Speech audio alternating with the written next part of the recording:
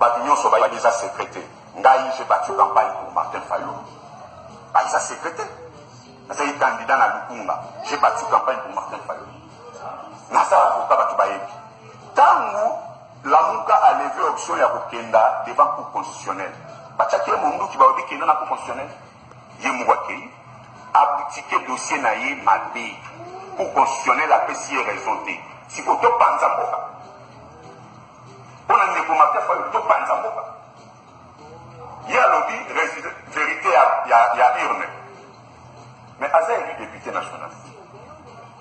Faut le mini à Bouy à Moti, résultat. Va valider le mandat.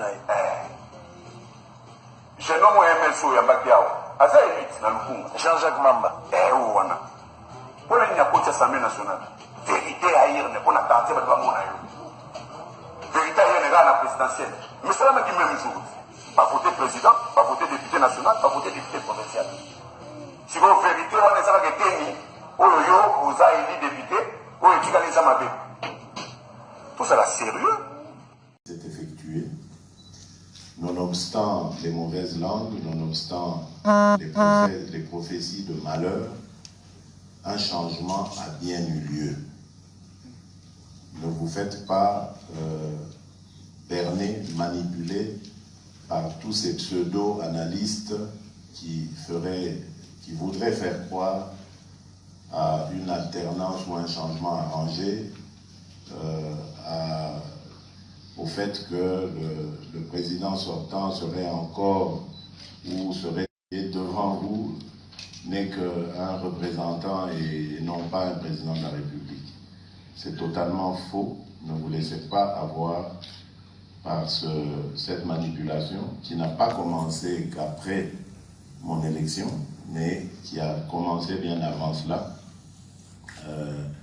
Et qui est dû, qui est le fait de certains milieux, j'allais dire, influents, de croyants influents, et qui penseraient pouvoir continuer comme ça à entretenir au Congo le flou, à étouffer la voix des Congolais, à toujours vouloir gérer le Congo à la place des Congolais eux-mêmes. Et ce groupe d'influence qui pense que le Congo n'est pas capable de se prendre en charge, que les Congolais ne sont pas capables de se prendre en charge. Ce qui s'est passé, c'est une prise en charge des Congolais.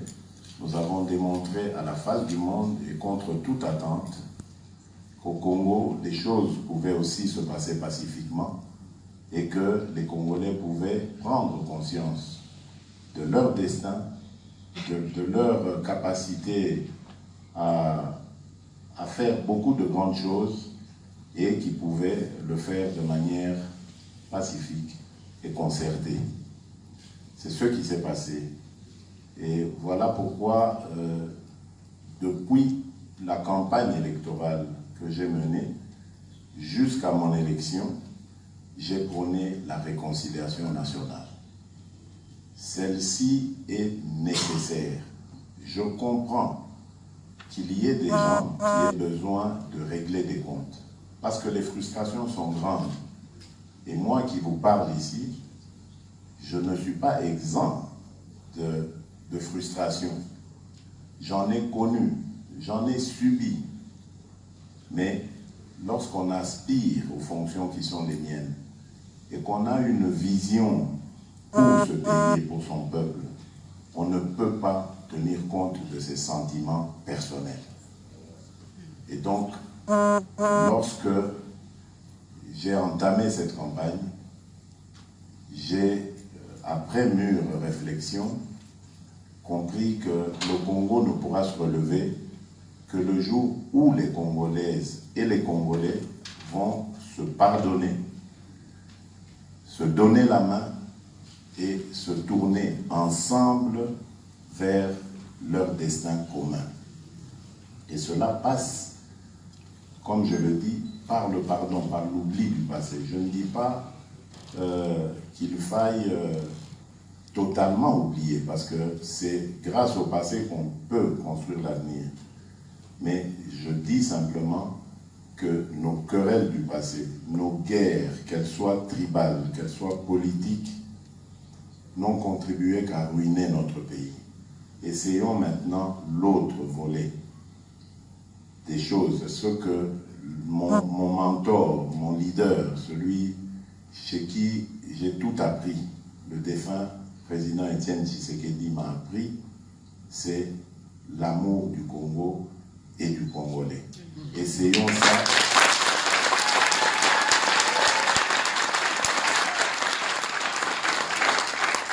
Et je disais donc, essayons ça pour voir ce que ça va nous donner. Et c'est ce que j'ai défendu durant toute ma campagne et que je propose aux Congolais maintenant.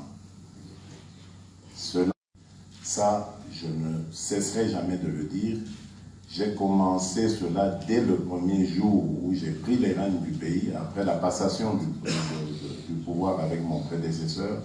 J'ai réuni le Conseil supérieur de la défense et j'ai voulu savoir ce qui se passe réellement au niveau sécuritaire dans notre pays. Et vous savez que nous avons encore des zones très sensibles à ce point de vue-là, c'est-à-dire à l'est du pays, dans le Grand Nord aussi, ainsi qu'au centre du pays. Nous avons encore des zones de violence, des zones où il y a des exactions qui font que nos compatriotes ne vivent pas une vie paisible. Et on ne peut pas parler de développement dans notre pays tant qu'il y aura des Congolaises et des Congolais qui vivent dans des conditions inhumaines. Voilà pourquoi je mettrai tout le paquet pour ramener la paix et la sécurité. Tous les Congolais.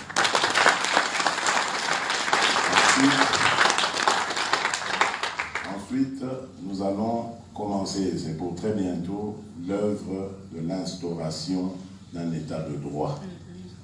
Nous en avons besoin si nous voulons parler demain d'un Congo nouveau. Nous devons instaurer la loi et la respecter par tout le monde. Un état de droit, c'est un état où tout le monde, à commencer par le premier des citoyens, se soumet à la loi.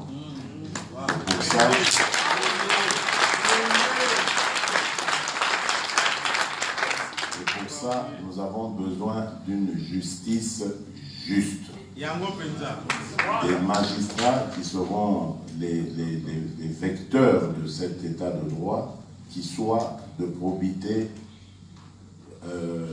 avérée. Et nous avons besoin d'une administration qui fonctionne comme il se doit. Une administration débarrassée de corruption et de bien d'autres antivaleurs comme nous les avons connues dans notre pays. C'est ça, c'est ça.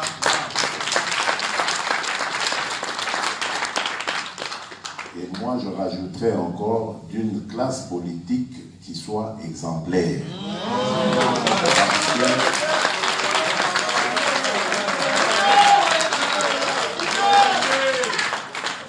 Parce qu'il y a ces jours derniers des scènes auxquelles j'ai assisté et qui m'ont totalement révolté.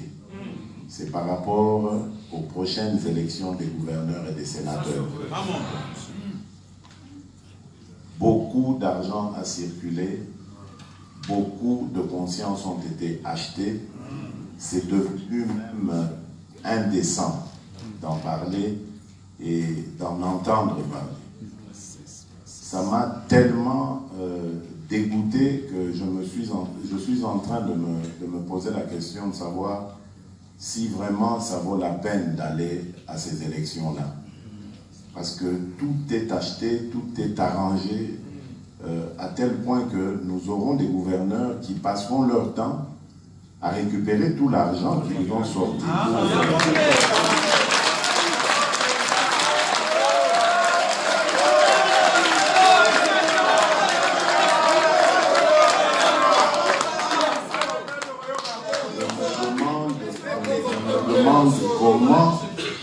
Comment on peut demain lutter contre la corruption, contre les antivaleurs comme l'impunité, le tribalisme, la concussion, la gabegie, la mauvaise gouvernance. Comment on va faire avec des gens qui, dès le départ, seront porteurs de ces mauvaises habitudes que nous allons combattre. Donc c'est très très difficile. Je suis en train de réfléchir sur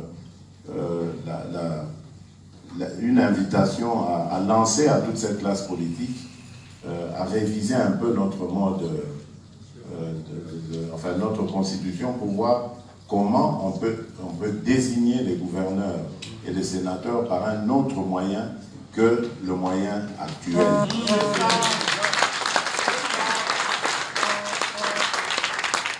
Et donc ça fera partie vraiment de mon combat. Il n'est absolument pas question de continuer à vivre comme ça. C'est à cause justement de ce genre de méthode que notre pays a été ruiné complètement. Et donc il faut vraiment mettre fin à ça. Nous allons nous attaquer très fermement à ces choses-là. Alors très vite, dans les jours qui viennent, nous aurons un gouvernement, comme vous le savez. J'ai entendu beaucoup de spéculations, mais vous devez comprendre qu'il s'est passé non seulement une élection présidentielle, mais il y a eu aussi des législatives au niveau national et provincial.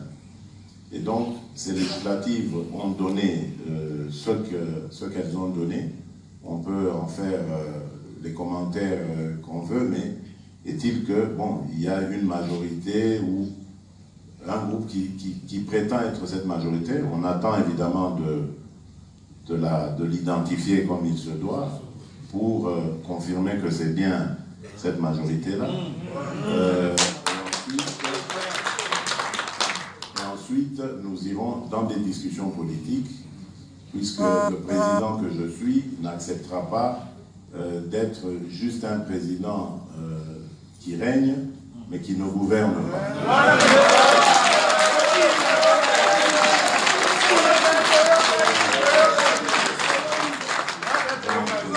Forcément, il va y avoir une coalition. Après des discussions politiques, nous coaliserons avec ceux qui se présentent comme étant majoritaires. Et c'est une coalition qui ne va pas se passer comme on a toujours vu dans notre pays. On fait juste des arrangements pour occuper des postes ministériels et puis on s'en fout du reste. Non, ici, vous allez voir, tout se fera dans la transparence.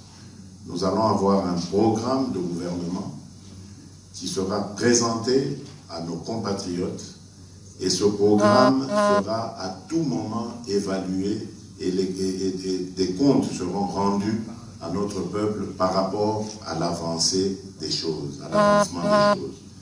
Et je vais proposer un code de bonne conduite. C'est-à-dire que nous allons nous entendre au sein de cette coalition. Il y aura par exemple des choses du genre, je donne un exemple, si un ministre ou une personnalité quelconque est accusé ou est convaincu d'avoir trempé dans des combines quelles qu'elles soient, on aurait doit démissionner en attendant de faire la lumière avec la justice. Nous allons avoir des choses du genre. Un ministre, une personnalité quelconque, qui fait arrêter quelqu'un ou qui se méconduit ou qui viole les droits de nos compatriotes. Par exemple, vous savez, ces histoires de prendre les maisons des gens, de faire arrêter des gens pour rien comme ça, gratuitement, et bien d'autres choses. Et bien, dès qu'on est plongé là-dedans, on est écarté d'office en attendant évidemment que la justice suive son cours. Donc il y aura ce genre de choses, non seulement pour rassurer notre population par rapport aux changements qui arrivent, mais aussi et surtout pour moraliser la classe politique. Parce que ce qui a aussi tué ce pays, c'est que nos compatriotes ont perdu toute confiance en des acteurs politiques à cause des comportements de ceux-ci qui ont été totalement en porte-à-faux avec évidemment la volonté du peuple.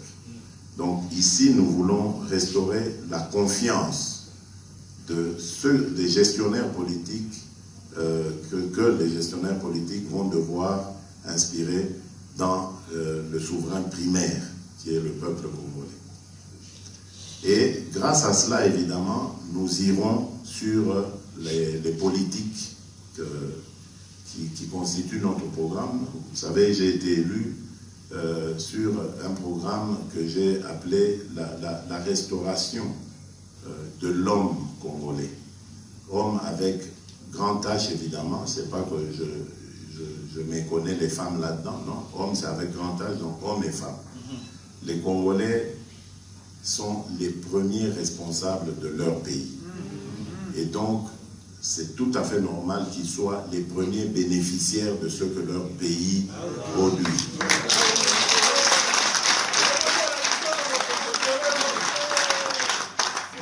Nous en avons assez de voir les Congolais être de plus en plus pauvres, tandis que d'autres viennent s'enrichir grâce à notre pays. Deviennent de plus en plus riches. Nous ne sommes pas racistes, nous ne sommes pas totalement contre la présence étrangère chez nous, mais nous sommes simplement pour l'équité. Nous sommes propriétaires de ce pays regorge de beaucoup de potentialités et c'est la moindre des choses que de vouloir à ce que le produit de ces potentialités bénéficie d'abord aux filles et aux fils de ce pays. Amen. Ensuite, nous allons mettre les conditions les plus attrayantes qui soient afin que, évidemment, ceux qui vont venir dans notre pays avec de bonnes intentions, celles d'investir et de créer de l'emploi, parce que nous n'allons plus nous arrêter à simplement l'extraction des minerais et puis son envoi à l'extérieur, à l'étranger, mais nous allons demander aux investisseurs de créer aussi des industries de transformation chez nous au Congo. Cela permettra évidemment de faire de la valeur ajoutée et de créer, surtout de créer des emplois, de rentrer beaucoup d'argent dans notre pays. Nous aurons une politique régionale aussi très avancée. Vous avez vu que depuis que je suis élu, je n'ai consacré mes déplacements qu'en Afrique. C'est parce que j'ai beaucoup d'attachement à mon continent et beaucoup de projets par rapport à cela. L'Afrique est le continent de demain. Je pense que pour cela, il faut que nous, Africains, commencions d'abord par nous donner la main et qu'on travaille les uns avec les autres. Le Congo a 9 pays voisins et c'est 9 fois l'occasion d'être victime de déstabilisation à partir de ces pays voisins. Donc il est important pour nous d'avoir des rapports cordiaux, de rapports de confiance, d'amitié et de fraternité avec ces pays voisins. Et c'est ce que j'ai entrepris et que je continuerai à entreprendre. Parce que, comme vous le savez, pour ceux qui ne le savent pas, il y a des bruits de bottes à nouveau à la frontière du Congo. À l'est du pays, et depuis peu même à l'ouest, du côté de Yumbi, lorsque vous avez entendu parler de ces événements malheureux qui y sont arrivés, eh bien, en dessous de tout cela, il y a des velléités de vouloir utiliser, manipuler des Congolais pour qu'ils prennent les armes et qu'ils sèment, encore une fois, la mort dans notre pays. Nous disons qu'il n'y a plus de place pour cela. Parce que tout simplement, le Congo que nous sommes en train de construire, c'est un Congo qui laissera la place à toutes ses filles et à tous ses fils. J'ai dit lors d'une de mes sorties, je crois encore devant la diaspora, que pour moi, tous les Congolais qui sont à l'étranger devraient rentrer. Évidemment, certains esprits mal intentionnés ont voulu tourner ça en je ne sais quoi. Je ne demandais pas aux Congolais de rentrer toutes affaires cessantes.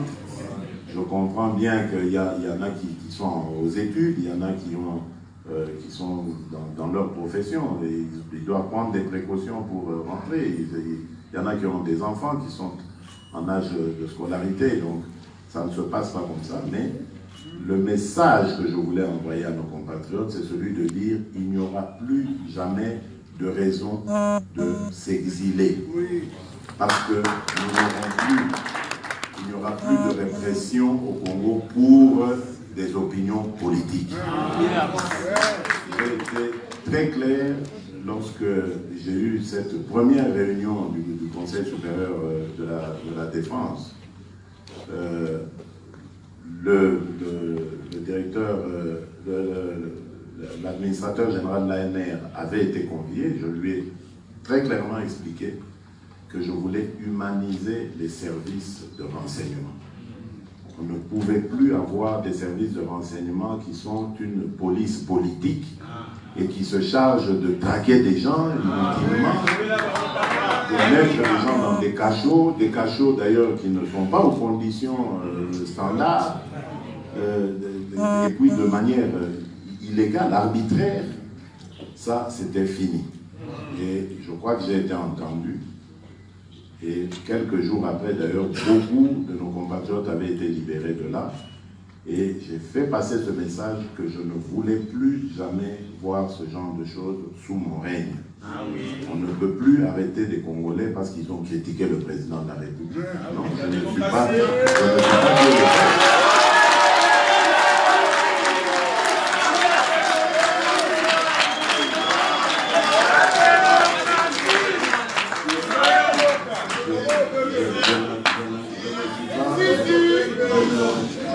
pas Dieu le Père, et même Dieu le Père, il y a des gens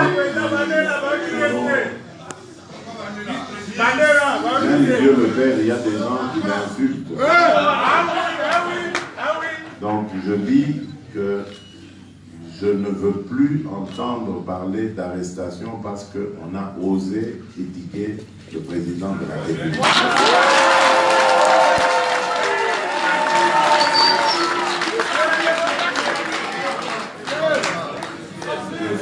Je suis un individu comme tout le monde.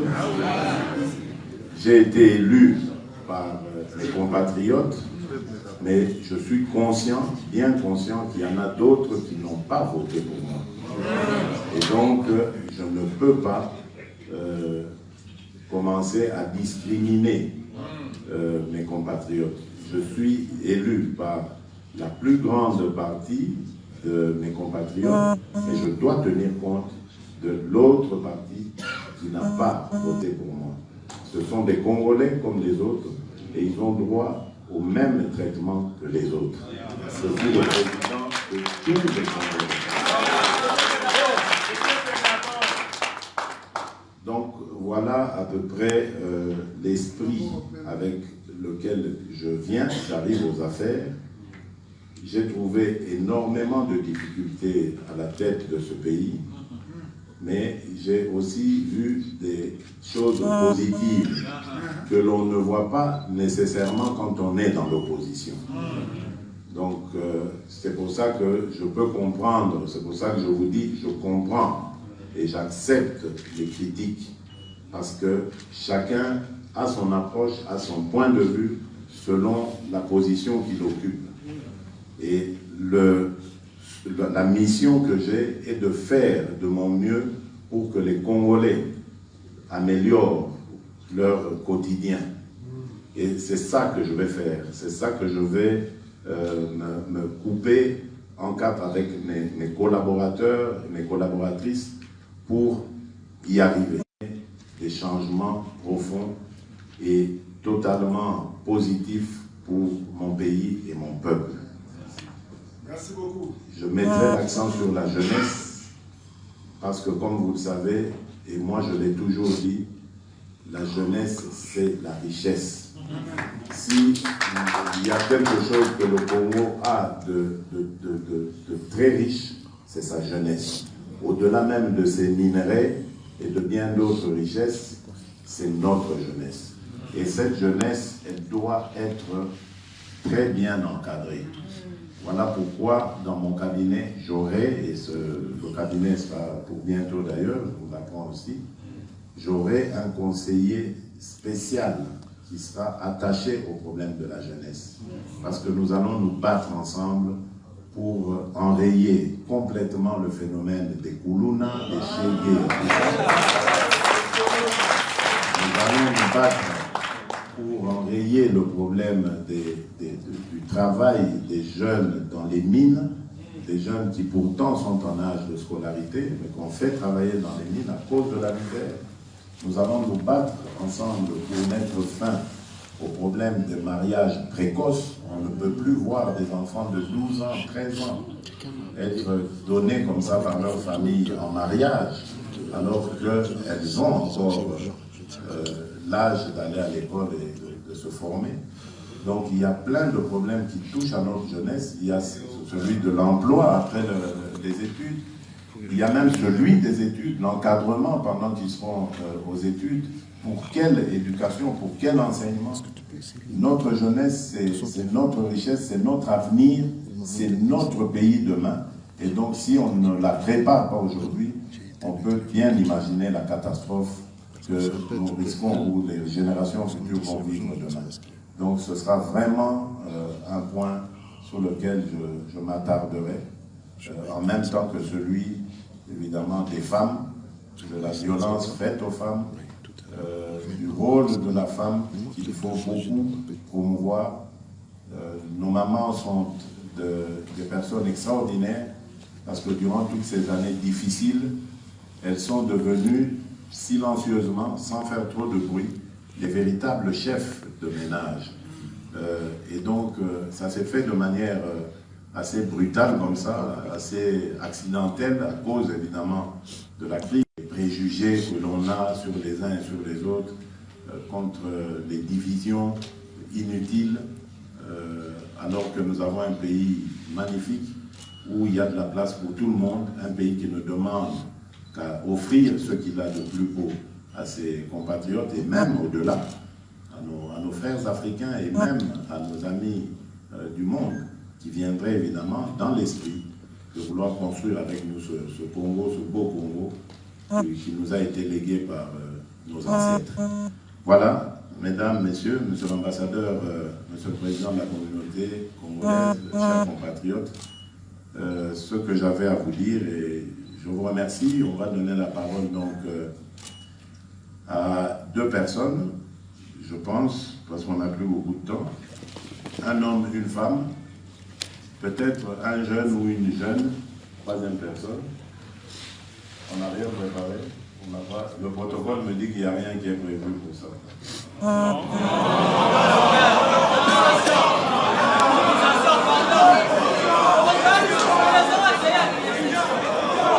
Bon,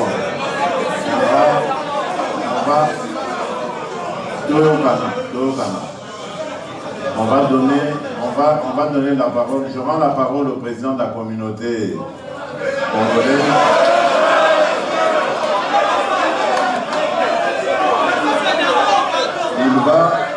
Il va déterminer, il va choisir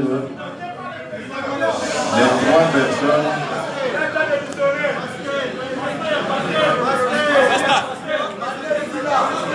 Comment?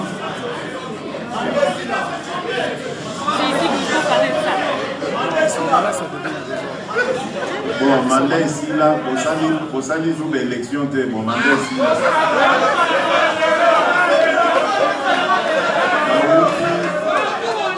Nauti côté ya bino bolingo na bokoko Botiana se dozola tobongisa botiana se botiana se botiana se botiana se nani botiana se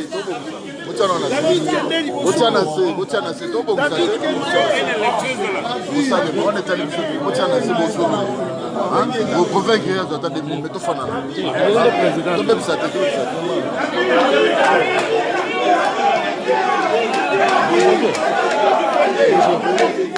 Bonjour mon frère.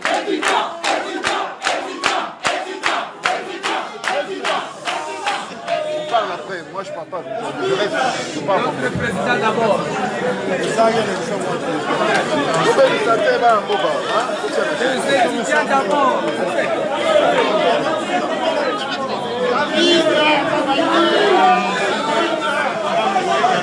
Monsieur le Président de la République, Félix, je vous remercie et je vous salue au nom de Dieu Tout-Puissant, au nom de Jésus-Christ de Nazareth. Ce que je te demande premièrement, et quand même d'aller savoir les prophètes de Comte de Paul Dominique, puisque tout ce que le prophète de Comte de Paul Dominique a annoncé à l'Iloba, ça a été accompli. À partir de l'époque de Mobutu, puisque moi j'étais à la résidence, il avait prononcé ça chez Mobutu, c'était aussi accompli que la passation du pouvoir sera pacifiquement et le sang ne va pas s'écouler au Congo. Mais maintenant aussi, il a annoncé ça chez Kabila, au régime de Kabila, que le régime de Kabila aussi, lorsque la passation des pouvoirs sera aussi, le sang ne va pas tomber au Congo. C'est ça aussi est accompli. Pardon, je vous en prie de chercher le procès de Congo. Je voulais dire ceci. Je voulais seulement demander les partis politiques et les MPR, puisque moi je suis la fille de MPR. Je voulais seulement demander si ces partis politiques-là existent ou ça n'existe pas. Si ça n'existe pas, papa, l'honorable président, je suis la fille de cette famille-là. Renouveler ces partis politiques, pardon. Et nous avons aussi un vieux papa qui est ici au camp, qui voulait dialoguer avec toi, mais il n'a pas le temps pour qu'il puisse dialoguer avec toi. Les villages démocratie. J'ai amené aussi ce message. On s'est battu pour ça. Puisque On s'en fout de ce qu'elle dit, démocratie et tout là. Il est ici en Namibie. Voir même les Américains et ces tonnes de ces personnes-là ici. On a des choses sérieuses. Oh, c'est rien, c'est rien. Elle a parlé. Les étudiants.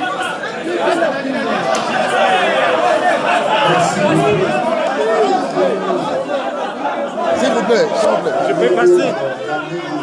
Je peux passer. Non. On passe par ordre. S'il vous plaît. On passe par ordre. Merci. Il y a quelqu'un qui est passé.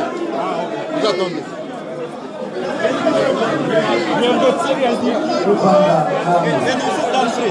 So, let's sit down. Donc, passez, il faut d'abord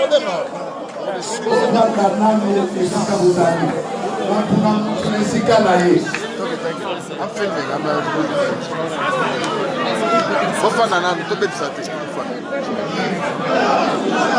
It's okay, it's okay, it's okay. We get them under control, it's okay. There won't be anything bad.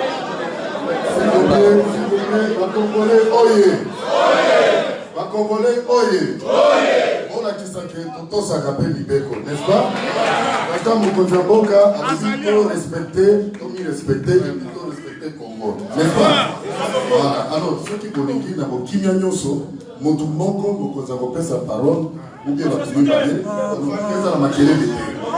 Alors, mon 3 minutes, à défaut, Tokokata, oh papa, Mokonzaboka, la Moussala, Missoufi, la Moussala. Dis Daniel. Dis Daniel.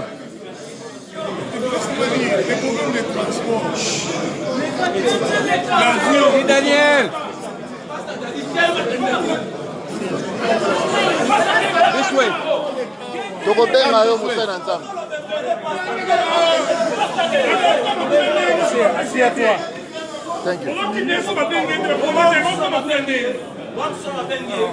Massa, tiens la sete. Zalao.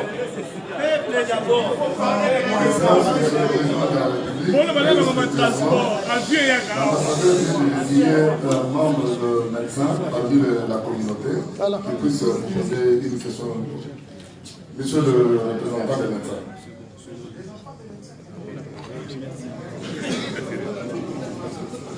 Bapogoya, Bogoya. Massa Tiana, c'était. Tous un peu Congo. Tous en beau. Pas ça poser. Tout un pays, tout ça boulot. Je suis président de la République démocratique du Congo. Je me nomme Dr Didier Sila Fayefi. Je suis le représentant des médecins congolais installés en Namibie. Et on est une bonne communauté. Ici, les médecins peuvent se mettre debout pour que le président vous voie, ainsi que les infirmiers qui sont ici. Collègues, mettez-vous debout que le président vous voie. Voilà. Ce sont les médecins congolais qui sont installés ici en Namibie. Évidemment, nous voulons vous remercier, vous féliciter de votre élection. Voilà, nous sommes aussi reconnaissants que vous soyez parmi nous aujourd'hui. Nous avons des défis qui sont les nôtres ici. Vous savez, nous avons été ici et que tout ce que le représentant des Congolais a dit en général, mais nous avons aussi justement quelques particularités à ce qui concerne la profession. Nous, les médecins congolais installés en Namibie, nous sommes très disposés à venir vous porter main forte avec notre expertise que nous avons acquis ici en Namibie, pendant toutes ces années que nous avons été ici, pour élever les niveaux de santé dans notre pays. Voilà. Il y a un mémorandum que nous avons écrit, qu'on a donné ici, vous allez parcourir à votre moment. Nous voulons aussi, n'est-ce pas, pour terminer, juste vous recommander une chose. Bien avant ça, nous sommes très fiers de vous, d'apprendre que depuis l'époque du premier président, M. Joseph Kasavubu, pour que vous soyez le premier président qui rembourse les frais d'émission au Trésor public, c'est très impressionnant et nous sommes très fiers. Nous avons entendu votre discours et vous avez parlé comme si vous êtes l'un de nous. Toutes les lignes que vous avez tracées, ça nous va trop au cœur et nous vous faisons totalement confiance. Nous allons vous aider dans la mesure du possible dans ces cas-là. Voilà. La dernière chose, c'est que dans ce pays où nous vivons, nous sommes tranquilles. Pourquoi? Parce que c'est un pays qui se bat pour l'état de droit. Ici, il n'y a pas beaucoup d'arbitraires, comme vous allez souligner. Et nous vous suggérons, dans toutes les tractations politiques dans la formation du gouvernement au Congo, nous vous suggérons de ne pas manquer un ministère, le ministère de la Justice. Monsieur le Président, prenez ce ministère-là dans vos charges. La justice élève la nation. Si vous avez la justice, vous avez le contrôle de la nation. Ne ratez pas ça. Laissez l'économie, laissez tout ce qu'ils veulent prendre. Prenez la justice, parce que la justice met l'ordre. Et avec ça, vous allez gagner votre tâche. Nous vous remercions.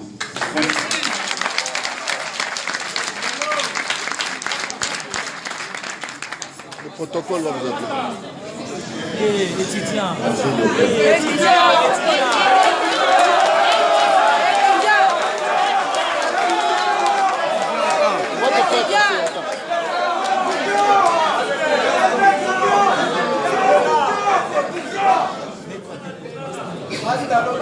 Monsieur le Président,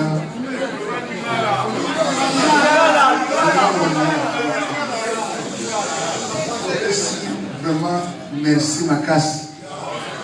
Dream Nabiso, Ndoto Nabiso et Koukisami. Ce que nous avons dans la salle, c'est Essengo. Nous avons Essengo Makasi, il y a le président de l'OTA, de Bunda, a joué pouvoir les lots. Et là, le lobby, nous sommes vraiment réponse à ma question à la mission. C'est quoi? À part un docteur à lobby sur la justice, nous avons un maire et belé. Nous avons un Sengayo, président de la mission. On sale effort, mais on soit fait défense. Sans justice, na défense, nous se retrouver. Nous avons commandant suprême, il y a armée, le garant de la nation. Nous sommes vraiment contents. Naba idée de ma unios au yolobi. Et donc on a mis un bâtiment pour la communauté congolaise en Namibie. Toza au Senga, à part ambassade, communauté la mission est affermie. Toza la vena Toyokama.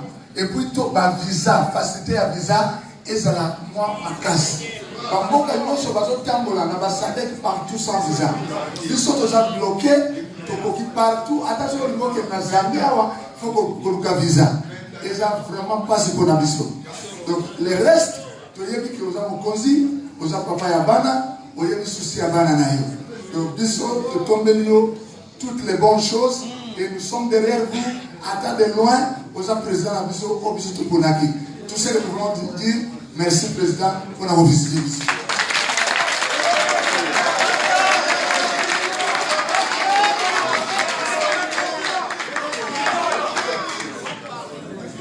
Merci. Étudiant.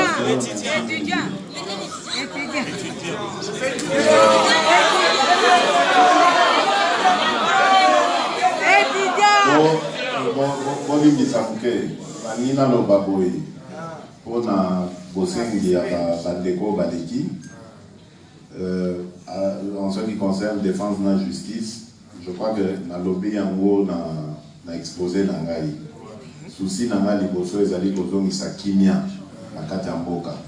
Donc défense et vous allez évidemment attention particulière na ngai pour na koyeba comment bana mboka nyonso bakoki kovanda na kimia, comment mboka na biso ekoki kosukisa libela na makambo oyo toyeba ya ba rébellion, ya ba groupes armés, ya ba viol, ya ba violence ya ndenge na ndenge oyo ba compatriotes na biso bazali kovivre. Non, il n'y a pas que ba Rwandais. Les gens, par point de vue, tout le monde attend aux opposition, je vous dis que tous même n'a pas d'ambo cannabis qui font ce genre de choses. Il y a aussi des Congolais basés dans la et c'est ça qui est triste. Que Congolais a ça, la malheur, il y a des Congolais. Ça, c'est vraiment inacceptable. Donc, ceux qui, boyoki que Rwandais wana ou banani bazo ça c'est parce que bazo ont la complicité, il n'y a pas de Congolais. Et bango moko pe Rwandais wana nous n'avons pas accepté. Toyokaki dernièrement qu'il y en avait qui voulaient faut s'organiser à partir du Congo, ça qui ne doit attaquer Rwanda autorité, biso to mingi bilo Rwanda. So kolingi bilo Rwanda pour que ne kodukela mo côté mususu makufa na Congo ya biso te. Tolingi pour déstabiliser papa ya mboka papa ya te, tolingi pe mboka papa ya te déstabiliser. Avant oboya moninga salo eloko yo banana no oboya kosala ya. Voilà, c'est ça que alors lika mususu oya justice lutte contre la corruption, lutte contre l'anti-valeur, le tribalisme, l'anti-valeur, l'impunité, moto ayibi, bando sale lo côté pour azan